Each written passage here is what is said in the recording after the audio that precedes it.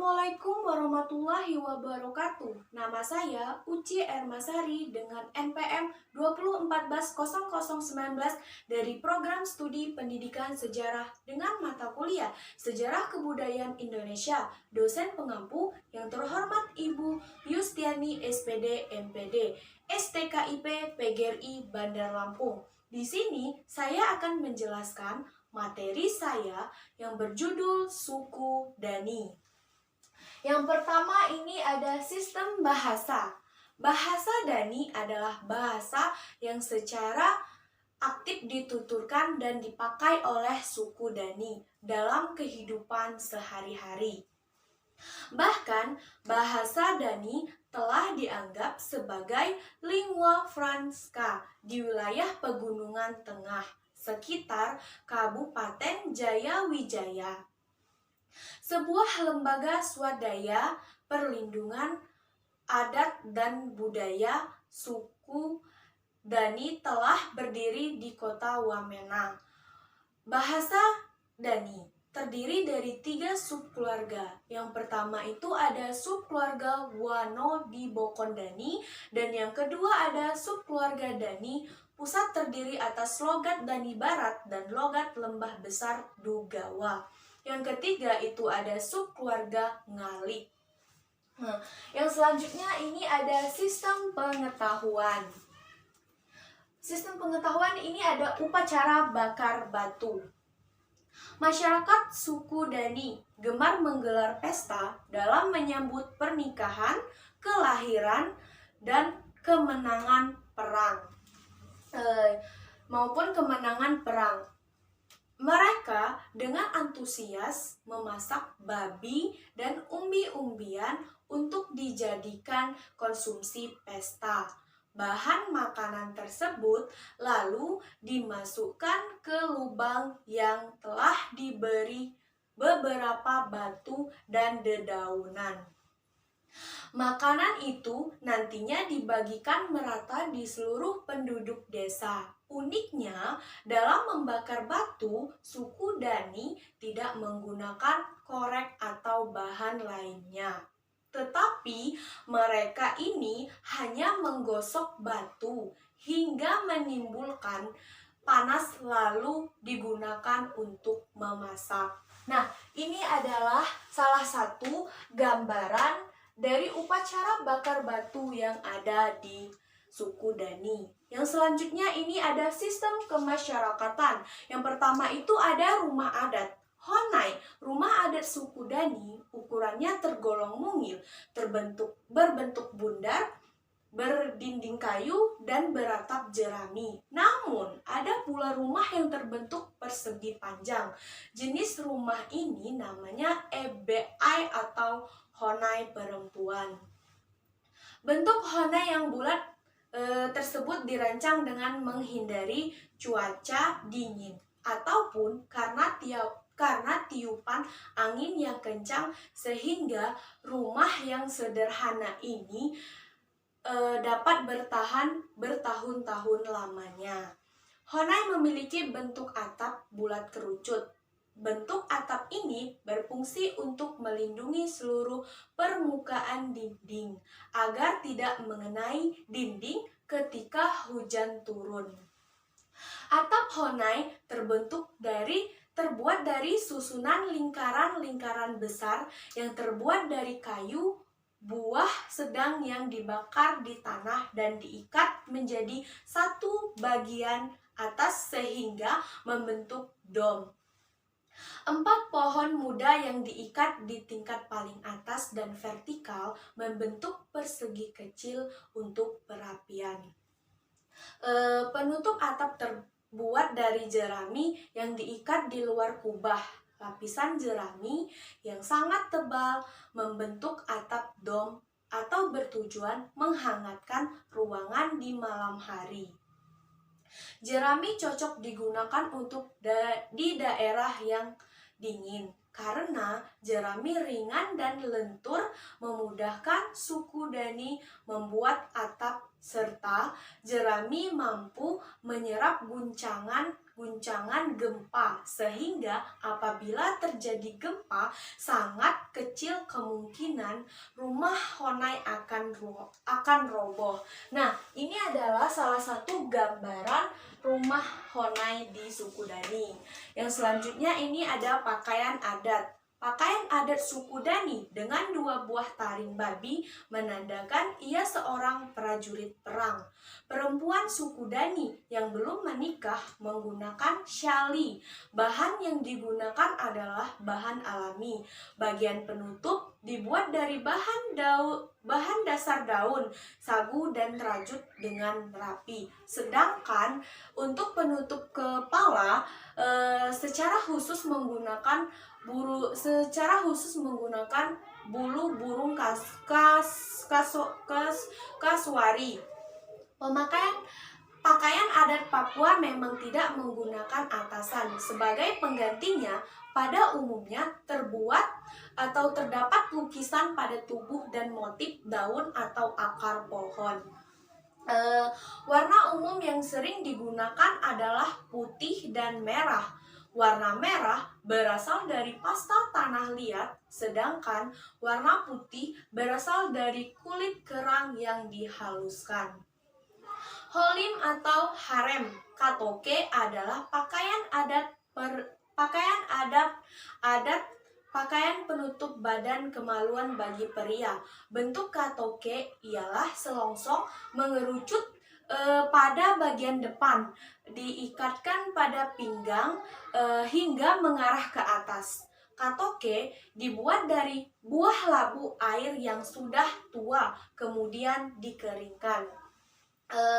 Mereka ini agar mudah dikeringkan, buah labu tua ini ditanam di tanah pasir kemudian dibakar sehingga lebih mudah mengeluarkan air bagian dalam buah labu, yaitu berupa biji dan daging labu. Ada 2 jenis pakaian adat perempuan suku Dani, yaitu yokal dan syali. Yokal dipakai oleh kaum wanita yang sudah menikah.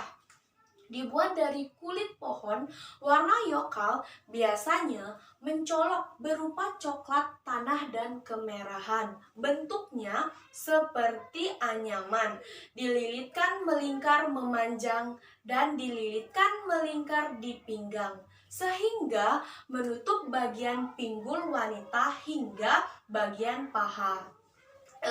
Sedangkan syali ini dipakai oleh gadis atau perempuan Papua yang belum menikah.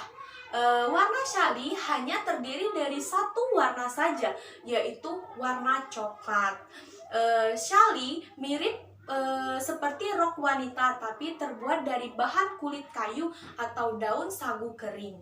Bagian dalam lebih panjang dari bagian luar. Cara memakainya adalah dengan melilitkan ke pinggang dan diikat dengan simpul.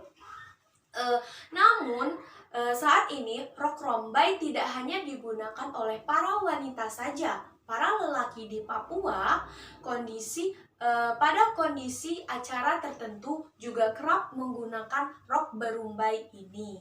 Hiasan kepala untuk wanita suku Dani adalah tambahan berupa bulu-bulu burung kasuari atau dari bahan ijuk atau dedaunan sagu yang sudah mereka keringkan. Perhiasan di kepala bulu-bulu hewan menyerupai mahkota, terbuat dari bulu burung kasuari yang berwarna putih atau kuning. Selain bulu burung kasuari, bentuknya sangat unik dan menarik. Terkadang juga menggunakan ilalang sebagai pengganti bulu burung kasuari atau noken. Noken atau tas anyaman unik khas Papua. Anyaman menyerupai jaring terbuat dari bahan alam yang banyak dijumpai di Papua. Gigi atau taring hewan babi atau anjing, bagian taring babinya biasanya digunakan di hidung pria. Suku Dani yang menandakan adalah seorang prajurit perang. Nah, ini adalah pakaian adat perempuan dan pakaian adat laki-laki suku Dani. Yang selanjutnya ini ada tarian selamat datang. Tarian selamat datang dilakukan secara beramai-ramai. Umumnya yang melakukannya adalah kaum wanita. Kenapa begitu? Halnya karena kaum wanita identik dengan urusan domestik dalam rumah, termasuk urusan menyambut tamu. Sedangkan para pria biasanya sudah sibuk untuk urusan luar rumah, seperti berburu dan berperang. Kaum wanita akan membentuk sebuah lingkaran dan mereka mulai bernyanyi dengan bersahutan. Nah, ini adalah salah satu tarian selamat datang di suku Dani. Yang selanjutnya ini ada alat musik pikon. Alat musik pikon biasanya digunakan oleh kaum pria dari suku Dani Papua. Pikon sendiri memiliki bentuk bulat, lonjong, dan terbuat dari sebilah bambu yang sangat kecil.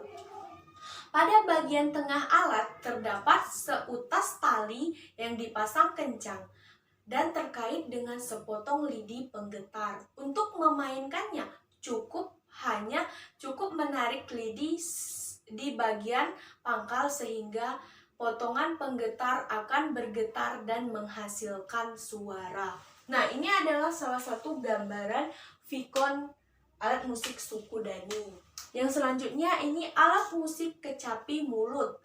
Alat musik dari Papua satu ini begitu unik. Terbuat dari bahan bambu, wulu. Untuk ukurannya pun tidak terlalu besar dan terlihat sangat sederhana. Kendati demikian, kecapi memiliki teknik tersendiri dalam memainkannya. Nah, ini adalah salah satu gambaran dari kecapi mulut. Yang selanjutnya ini ada persenjataan. Suku Dani pun memiliki senjata tradisional yang sering digunakan untuk berburu dan berperang. Senjata tradisional ini disebut dengan panah-panah. Senjata tradisional panah merupakan senjata utama untuk dipakai, biasanya dipakai masyarakat Papua Barat. Kegunaan senjata ini yakni untuk menangkap hewan buruan dan biasanya digunakan untuk berperang dengan musuh. Seperti halnya pada mata tombak ujung, mata panah ini biasanya diberikan racun untuk mematikan target. Bahan dasar yang digunakan dalam pembuatan senjata tradisional ini ada 3 macam. Yang pertama itu ada kayu, yang kedua itu ada bambu, dan yang ketiga itu ada tulang yang diruncingkan. Nah, ini adalah salah satu gambaran panah-panah persenjataan suku Dani. Yang selanjutnya ada perekonomian. Perekonomian bangsa Dani adalah bercocok tanam dan berternak babi. Umbi manis merupakan jenis tanaman yang diutamakan untuk dibudidayakan. Artinya, mata pencarian umumnya mereka adalah berkebun. Tanaman-tanaman mereka ini ialah antara lain ada pisang, ada tebu, dan tembakau. Kebun-kebun yang dimiliki oleh suku Dani dibagi menjadi 3 jenis. Yang pertama itu ada kebun-kebun di daerah rendah dan datar yang diusahakan secara menetap. Dan yang kedua ini ada kebun-kebun di lereng gunung. Dan yang ketiga ini ada kebun-kebun yang berada di antara 2 umma. Suku Dani melakukan kontak dagang dengan kelompok masyarakat terdekat di sekitarnya. Barang-barang yang diperdagangkan adalah barang-barang yang digunakan adalah batu untuk membuat kapak, dan hasilnya seperti kayu, serat, kulit binatang, dan bulu burung.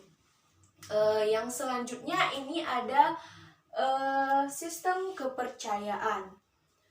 Yang pertama adalah kepercayaan kepada roh nenek moyang. Suku Dani sangat menghormati roh leluhur mereka, menganggap leluhur sebagai kekuatan besar di alam semesta.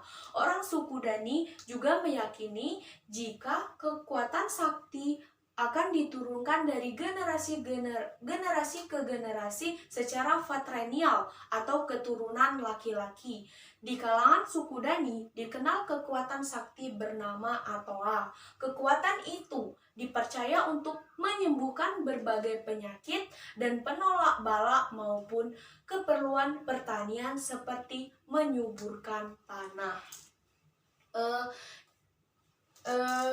Menyuburkan tanah. Nah, yang selanjutnya ini ada tradisi potong jari. Suku Dani juga memiliki tradisi yang sangat unik dalam menunjukkan rasa duka cita. Mereka tidak akan menangis atau melantunkan doa sebagaimana yang dilakukan orang yang berkabung. Namun, orang-orang suku Dani akan memotong jari mereka sebagai perwujudan rasa sakit lantaran telah ditinggalkan kerabat atau familinya. Pemotongan jari atau dikenal dengan istilah ikpalin itu dapat dilakukan dengan memotongnya menggunakan benda tajam ataupun digigit hingga putus. Suku Dani ini menganggap jari sebagai simbol dari keluarga atau kekerabatan, sehingga bila ada anggota keluarga meninggal dunia, maka perwujudan bela sungkawa itu bisa dilakukan dengan memotong ruas jari mereka. Nah, ini adalah salah satu gambaran tradisi potong jari yang ada di Papua atau suku Dani. Yang selanjutnya adalah mayat leluhur dijadikan mumi. Suku Dani di Papua ternyata juga memiliki tradisi yang unik, yaitu mumi. Mereka mengawetkan mayat tanpa dibalut. Mumi di Papua hanya dijemur dan disimpan di dalam goa. Dikutip dari laman bomstamp.com, salah satu mumi paling tua di tempat itu berusia 300 tahun. Mumi bernama Wim Motok Mabel ini ditempatkan di piloma atau rumah laki-laki suku Dani ini berwarna hitam. Posisi badannya duduk dan kepala menunduk ke atas. Mumi ini biasanya dikeluarkan dari rumah jika wisatawan yang ingin melihatnya. Nah, ini adalah salah satu gambaran mumi suku Dani. Yang selanjutnya adalah tradisi perang. Suku Dani juga mengenal tradisi perang sebagai wujud menjaga harga diri. Dahulu, perang biasanya dilakukan ketika memperebutkan wilayah, makanan, hingga menjaga wilayahnya. Konflik antar desa kerap dipicu oleh sengketa tanah, menjadi pemicu perang antar desa maupun letaknya bersebelahan. Namun, di era modern ini, perang tidak dilakukan hingga menelan korban. Perang dipertontonkan dalam rangka menyambut wisatawan yang datang. Tradisi ini digelar setahun sekali di Lembah Baliem, tempat tinggal suku Dani. Pada festival Baliem akan dipertunjukkan perang antara suku Dani dengan suku Lani ataupun suku Yali dengan bertujuan melestarikan tradisi mereka. Nah, ini adalah salah satu gambaran tradisi perang suku Dani. Yang selanjutnya itu atau yang terakhir ada kuliner. Setiap wilayah pastilah mempunyai makanan khasnya masing-masing. Ini berlaku pada khas suku Dani yang berdiam di salah satu wilayah Papua. Suku Dani suku terbesar di pulau paling timur Indonesia ini punya makanan khas yang sering disebut dengan papeda. Masyarakat suku Dani dan suku-suku lainnya di Papua memanfaatkan sagu sebagai bahan utama pembuatan papeda. Sagu diolah dengan menjadi beberapa jenis atau menjadi papeda beberapa jenis, misalnya papeda kering, papeda basah, dan papeda lempeng. Ditilik dari prosesnya, pembuatan papeda tidaklah sulit. Bahkan yang diperlukan pun hanya sedikit. Hanya butuh tepung sagu murni dan air panas yang sudah mendidih. Untuk membuat papeda, kamu hanya perlu mencampurkan sagu dengan air panas tersebut, lalu diaduk sampai tekstur sagunya berubah menjadi kenyal. Makanan khas suku Dani ini tidak berasa alias tawar. Oleh sebab itu, perlu dipadukan dengan makanan-makanan pendamping lainnya. Masyarakat suku Dani umumnya menikmati papeda dengan paduan sayuran kuah kuning dengan bahan utama yaitu ikan tongkol, ikan kakap, ikan bubara, dan ikan kue. Ini adalah salah satu gambaran papeda yang ada di suku Dani. Baiklah, di penjelasan saya kali ini tadi saya sudah membahas suku Dani. Yang pertama itu saya membahas tentang sistem bahasa. Dan yang kedua, saya membahas sistem pengetahuan. Sistem pengetahuan ini terdiri dari upacara bakar batu. Dan yang selanjutnya atau yang ketiga, ini ada sistem kemasyarakatan. Sistem kemasyarakatan ini terdiri dari rumah adat dan pakaian adat. Nah, ini adalah pakaian adat perempuan dan ini adalah pakaian adat laki-laki. Dan yang selanjutnya adalah tarian selamat datang, serta ada alat musiknya yaitu pikul dan kecapi mulut. Yang selanjutnya, di sini tadi saya membahas persenjataan ini, yaitu ini adalah panah-panah atau senjata dari suku Dani pada saat ini atau pada saat masa lampau. Dan yang selanjutnya tadi saya membahas perekonomian. Perekonomian mereka itu tadi kan sudah saya bahas, mereka pencarian pokok utamanya ini sebagian berkebun. Nah, dan yang selanjutnya ini ada sistem kepercayaan.